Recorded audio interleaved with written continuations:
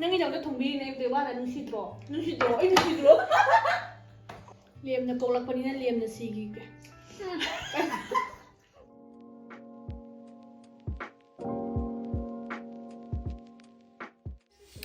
Hello everyone, ma'am. Welcome back to my YouTube channel. Ma'am, puro my channel taram nok cherry. Ado ngasi se video su lakani hai do ma phone thangat khitre laktora la oidara khangde ma sana han Hawaijar Thongba oktra bane ba. Du ge ina ngasi se Hawaijar Thongba do kain taw birage thongbirage adu duga kain taw na han chu comment tan angang amana Hawaijar Thongba gi recipe hapo ina ma yengni na hai ko adu du su hapa ge duga sigi Hawaijar sina che ka sarni ngol na han hapirak ba Hawaijar do thongul tine ba do ina u ba chaninga ba ado na han dagi thongba se dum sangdana le do video su chaninga ba duga ma su na han o da ba duga nuai ta na ina ngasi se ma su kaurage Hawaijar Thong si lao chaminar se na adu dugi thongba thakpa pura ma ulake me Hawaijar Thongba gi recipe do step by step ulake me yengmine se Mayam yumda panba khamen ka sise he again sise Hawaijar ga khamen ga oina thongge ba ko alu khamen mix tawraga Hawaijar Thongba yam hawbane ba to koi gi lebak se phatta bagi khamen se haidi jamna phajaba do oidre ba dum jumda chana bagi di fresh nina hekpa ga chaba do hawdi hawi ba ko duga moro otek ba kharam ga he se jumda panghalak ba kuidri si morok sina dum yamna pan ba budina te dum khara chara mamam hekpa gi di dum o chere ba ko do sigi moro otek ba se hekpa ga chaba su prek prek lauraga hawi ba sisina no kharama he alei ba kharama ga mix to selani Ma'am, Hawaijar Thongba gi machan sida leijare sise tomato ama makata hapkani ko duga siga jongchak to tingdhoga maron kho ga thame akoi yumni yongyak ali ga thambado dugani ko sise duga siga moro tek pa khara ma leire yenam duga motor thrak akhok pa khara leire duga khamen ahum ka alu wali alu macha ni ka hapkani ma alu piro adai sida leire Hawaijar se achot pa khara akang ma khara mix tawre ba ko khara kanghala thamgre kaina di nahan prokpado kuira banina duga hanagi freeze ta achot pa khara leram ba ko duga sigi Hawaijar se thongbe ne Hawaijar se sile ne duga sigana hawai maru koli hawai maru duga siga phadigom ga awa phadigom ga khara leire sida alu ama ka hapa ga yani si singse machan si leire ngasigi ingredient singse se leire mayam su munna yengbi horo khangdaba jinau sing yauragadi aina hapcha doi singse sini hawai maru Hawaijar maroi marang awa phadigom ga yongchak khamen morok yenam sisina hojik si singse semani semaga thongba horase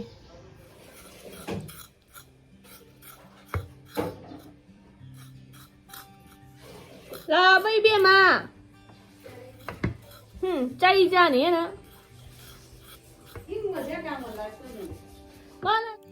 nung mayam hinjang simba hore bijua su laksan khre ma se khara thengre ngasi aina duni laktora la oidara khangde do ma lakti lae khara thengna lae adum inge bang si yamna nong churambagi nong sam mangi hujik duna ma se nganna khara thorak ngamdraba do khamen se papa na maku kho khamen maku khoktari pathade Hawaijar Thongba da khamen maku kho ukpana hawe na khoe duga siga nakupi yenam se khara pauna sore yam hanjana kupna soibado hauti di khara pauna soiraga haujeyeba ado nakupi se khara yamna thai yumda phajana simadi haurabanina penna ba thai ko ado sigi agi machal singse loina semna khodna lore khamen sidi loi pathagi de mina hanjana su pik na ngaudre ha semdreba do sigi Hawaijar se che kasarni ngol na han pirak ba Hawaijar dureba ti che sna Hawaijar pami he duga thawai ta na semaga pizari ne ba ko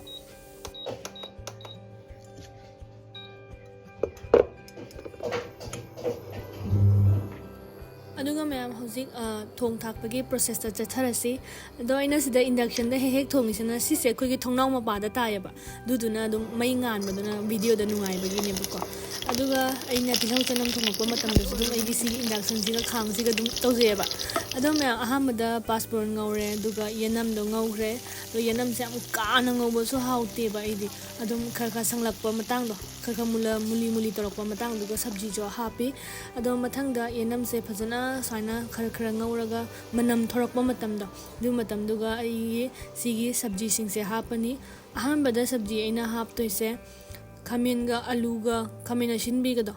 asi ahum jan ngaudoni do ahambada khamen shinbi se hana ngaugi ge si ngauraga khara patharap tawba matam do dudai duda ai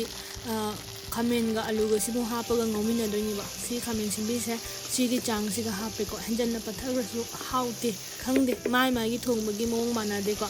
ai gi na mu sumain tau je ba do mi pro ma ki chang yang thong bagi mong mana da bagi ne ba taste amo mana dri se me am natra ne do ai su ai gi thong bagi style do me am do share tau je sine duga ina khamen se hape duga alu se khara pick na sore yang na toi thana bagi ko hoi gi hawaijar thong ba se di hinjang sabji sing se phajana toi tharaga ina hawi ai gi oina di ano phajana si se ngobi rani mamuta na mullaga aduga hawaijar hapaga ngaudoini duga mi khara na di hawaijar se yenam ga passport ngauba matam duga hawaijar se haptayeba do ai di sumaina sabji hapa khitang mulaga habi duna manam namba helle baduna hauji be gi di do kolwai maru hape siga yongchak ka moro atek paga hape adong mayam hawaijar se thau na ngohora ga di adu su dum hawi hanei ko ai di sumaina oina dum tauje ado mathang da dum thau da hawaijar ngora ga taw dum tawra ga yenge thonga ga yenge do sumaina si se nga khumjan birani do sabji se nga patharak pa ngai si huji hawaijar ngak le ga hap doi ni ba ko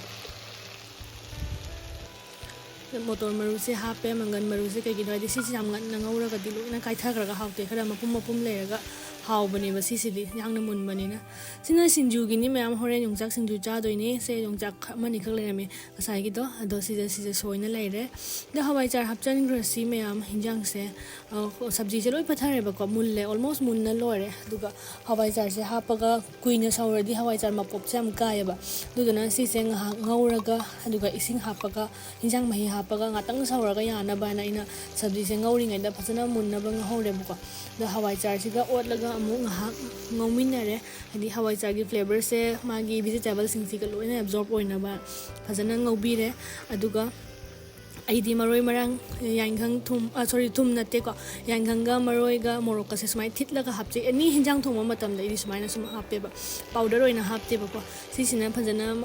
absorb ओइ फजना हिंजांग अदुदो सि हापे हिंजांग मही हापे अदुगा ngahak सौरगा न सौगलक पतांजा अदुगा आईदी अवा फदिगोम से हापनी तो ma'am अना अवा फदिगोम से क्या मतिक पामी है एनी हिंजांग खंगदे आलू ngौबदगी हौरगा पुनमक असी अवा फदिगोम से इदी सिजिनरबनेबको दो युमदसु फजना हौरबनिना सिदी पेना चाजरे दो हौदबा मतमदरी याम साथीना वायबा पामजबदो ओयबा अइना दो हिंजांग से सौरे सौरगा अदोगी जीरा पाउडर दो खितंग थानी मरोय मरांग बुदी याम थारोय को हवाईजार थोंगमनिना हेंजन्ना गरम मसला कैका अमता थाकते इदी जीरा पाउडर से खजी खराक थाए दुगा फदिगोम सु अवा फदिगोम सु थाक मनिना हिंजांग मनमदो फजना नुंसीयबा दो सिगा थाए लास्ट की हिंजांग थांगदरम दाइदा इना सिगा हिंजांग मुथतल लोरगा फदिगोम से फजना थाए मैम हजिक येंगसी एगी हिंजांग से कमाई तौब मैम द उलक्के दो मचू कादी याम फजरे हाउदोइदी फजना माले ngसायोना बिजय होय पापा होइना हाय हबनेबा की हिंजांग से हम हावरनी मचू याम फजरे हैना आइसो हरावरेबा हाइदी सक्सेसफुली एगी हिंजांग से ओइरेबा कोगी बंद्रादा मैतेगी बंद्रादा भामोन हवाईजार थोंबदो अदुमाइना ओइरेबा जुजि कै हाइनी ओइरोइदराने भामोन नुपिना थोंबनी कैगी ओइरोइदोइनोने ओइदा लाक्ता यापोनते नत्रा अदो सिलेरे एगी हिंजांग से साथीना हावरनी ngasi नो आइसी हवाईजार थोंबसे दुकी मतिक पामी दो मची द मेटलगा चावसु पामी हवाईजार से मैतेई बु ओइरदी हवाईजार से यामना लोइ पामनैयेबा चादब मी अमा नि खक्ता ओरंगनी याम मसिंग लिइबको तो पामबदि लोइ पामी हवाईजार से मोंग मोंग न थोंगबसु याइ नत्रा तो हिंजांग से तेंगोतमदा सर्व तौरगे दुगा आइगा बिजयागा मुगबंग तौबो हौरनी दुदो मयाम येंगमिनरसी दुगा टेस्टदि कमाय हावि हावते द मुगबंग गी वीडियो द ओइना येंगमिनरसी अदो मयाम आई चाबा हौजरगे सिगम बिजयागा आइगा मुगबंग अमा तौथोनी हवाईजार थोंबसे बिजयागी ऑन डिमांड थोंजगिबा हवाईजारनी अदुगा ngaraंगी ngaren leire khara mamana hapirame machida अदुगा सिगा थाबीगा हवाईजार अदुगा केबा योंगजाक सिंजुगा अदुगा सिगा मरिन थांगोबा आलू मचा मचागा सिना हान एलेनो दे पिरकपा आलू मचा दुनी ओ आई मैम चारे होमया तो मैम आइगी हवाईजार थोंबसे टेस्ट तौजरगे अदुगा हावी हाउते हाइरागे तो ngasi di full video hapjarage ba तो टेस्ट त कमाई तौइदो ngahak चाबगी हपमगे मैम चाबा हौरगे चाबा हौजरगे मैम मैम वारो बिनु चाजरगे इचम चमना चाबीगनी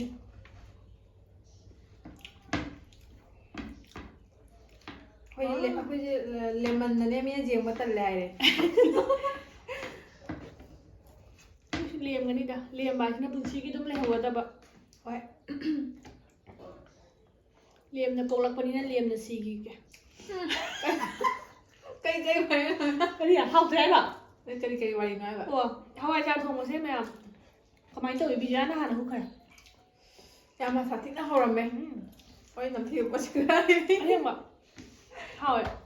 nam thi ko de ka hi ne ya jong ja su ha pe ya hau i bo ngai ja hình mong trời mà nè he sai ta hau sai ta na sa khi hau á ta làm cái sinh ju je đâu mấy ngày ngồi bên bây giờ làm sao rồi mà sao nó phần như này phải cũng có lấy tiền quá ôi ngô nâng cái dòng cái thùng bì này từ ba là nung xịt rồi ấy nung xịt rồi nung xì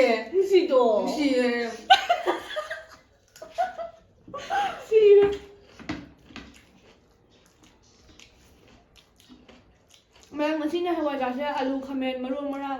khá là haba thùng giờ à thằng biết cái thùng của giảm chặt tí nó hao hay bà cái nông mà xua mà hàng cái không dùng thùng một đợt máy hao ấy cũng sẽ ra gì bởi còn hàng mà cháy nhỉ mà nó thùng này là hao ấy mà xin gì cái mà máy nó hệ để hao bà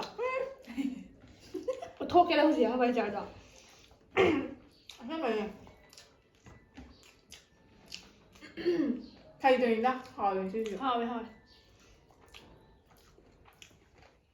anh này video gini apa nong thùng mà đúng hao anh mà muốn chẳng nó tao giờ đó xôi cho nó bay là pot mà mầm tao quá cho nó bay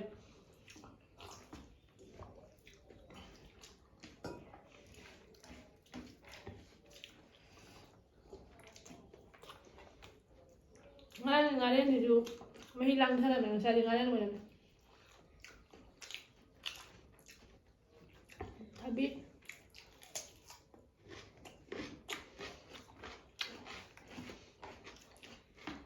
bây giờ anh đi một bằng mấy anh tao kinh tao xí cả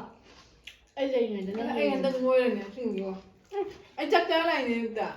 anh chú cái thế anh chắc nó breakfast này nâng nó hay breakfast trả mình luôn mà đây nâng trả thuốc này nè anh cái này rồi đó papa anh có năm hai bằng năm breakfast trả mình chỉ mang gần là lạc tôi nè nâng đi trả thầy này thật đấy chúng đi thuộc cái mà cái năm trả rồi vậy bà đi đâu mà rồi là mấy giờ hay lại 좀 하위 이러면서 좋아. 혹시 이런 거 하위가? 아빠.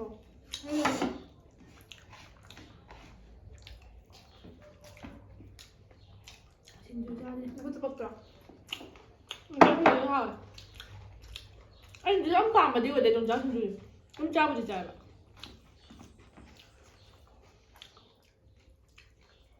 미저로 싫어. 최고. 미디어에서 하더라. 네. 그렇지.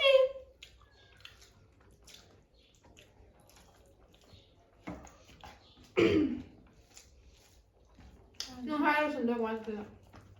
응, 까버려. 아빠는 까버리잖아.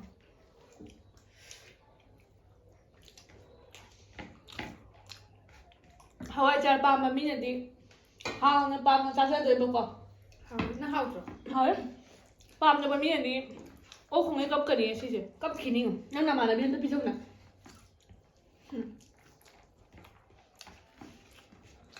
mình cái gì dài rồi. Mà 그 뭐 진짜 그 그냥 어이 했더라. 짱음도 봐 해도 또 돼. 봐 했나 봐요. lấy em em ngồi chụp hay nào vậy? 이런 거가 거의 다 버려. 그 안에 오피스 다 먹다 보면 나쁘다. 이런 거 너무 밤에 젊은 거 짜는 거야. 아니 젊은 비제 맞자. 누피 mà đi Hawaijar bố trai. ấy mà làm việc cha đấy, công an ra đấy mà. 누피 mà đi Hawaijar bố trai, giúp nupi đi khơi lâu gì mà không bạc. Đây là nuôi rồi nuôi rồi. Nói hết lòng rồi nè. Nga mapungi ama na han promise to ni bada. Nga mapung thong bai da adu su lai. Mà pending cái này. Adu tàu rồi mà thang luôn. ꯍꯌꯦꯡ ꯁꯟꯗꯦꯅ ꯃꯉꯥꯗ ꯆꯠꯂꯅꯤ ꯁꯣꯝꯗ ꯆꯥꯛ ꯀꯧꯕꯩ programme ꯑꯃꯁꯨ ꯂꯥꯛꯑꯦ 이반에게 프로그램이 안 나요 한다.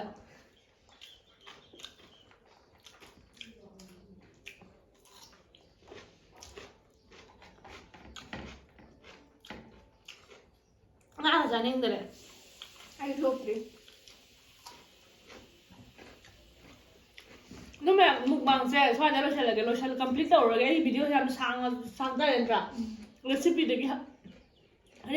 하파 호버니네. अदो मैं मसी हवाईजार थोंबा याम सातिना हावग्रे ए इसाना थोंगे थागपे वाला तेबा हावे सिंग क्या हावे बिजोना से याम पाम चाजगरे मा हवाईजार थोंबा याम पामे अदो दो मैं मथंगी वीडियो द मु सुम सोय सोयना थेंगनरसि मथंग द मु अनोब रेसिपी अमा पुना सु लाके मुबांग सु तौथरके दुगा नुंगाई नुंगाई बा वारी खरा लीगदब लेबा मैम नुंगाई मिनरसि तो मैम आई चैनल से सब्सक्राइब तौदबा सिंग इचि नाउ सिंग सब्सक्राइब तौसनबिरो नुंगाई नुंगाई बा वीडियो हपके आई सु तौबिरम मैम वीडियो सु काव मा हेता हालो काव थांजम चनु ब्लॉग ꯁꯥꯏꯕ ꯕꯤꯖꯨꯌꯥꯒꯤ ꯆꯦꯅꯦꯜ ꯂꯩꯕꯅꯦ ꯑꯩꯒꯤ ꯀꯦꯞꯁꯟꯗ ꯑꯗꯨꯝ ꯃꯦꯟꯁꯟ ꯇꯧꯖꯔꯝꯒꯦꯕꯀꯣ ꯑꯗꯨꯗꯣ ꯕꯤꯖꯨꯌꯥꯒꯤꯁꯨ ꯁꯕꯁꯀ꯭ꯔꯥꯏꯕ ꯇꯧꯕꯤꯔꯝꯃꯣ ꯃꯌꯥꯝꯗꯣ ꯃꯌꯥꯝ ꯅꯨꯡꯉꯥꯏ ꯅꯨꯡꯉꯥꯏꯕ ꯈꯣꯏꯕꯥꯅꯤ ꯄꯨꯜꯂꯒ ꯚꯤꯗꯤꯑꯣ ꯍꯥꯞꯄꯛꯀꯗꯕ ꯂꯩ ꯂꯣꯏꯁꯤꯜꯂꯒꯦ ꯉꯁꯤꯒꯤꯗꯤ ꯕꯥꯏ ꯕꯥꯏ